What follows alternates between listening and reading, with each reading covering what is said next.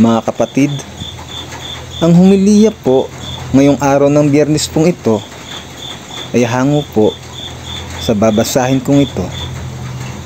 Lucas, Kapitulo 10, versikulo 13 hanggang 16. Babala sa mga bayang ayaw magsisi.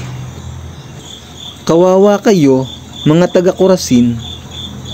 Kawawa kayo, mga taga Betsaida, sapagkat kung sa Tiro at Sidon ginawa ang mga himalang ginawa sa inyo, matagal na sanang nagdamit ng sako at naupo sa abo ang mga taga roon bilang tanda ng kanilang pagsisisi.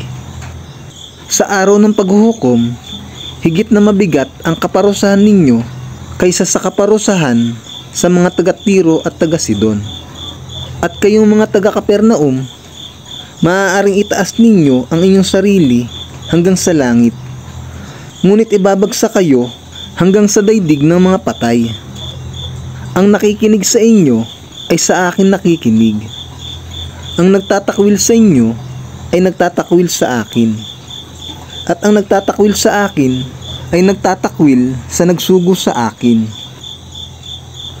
Ang mabuting balita ng Panginoon. Pinupuri ka namin, Panginoong Hesukristo.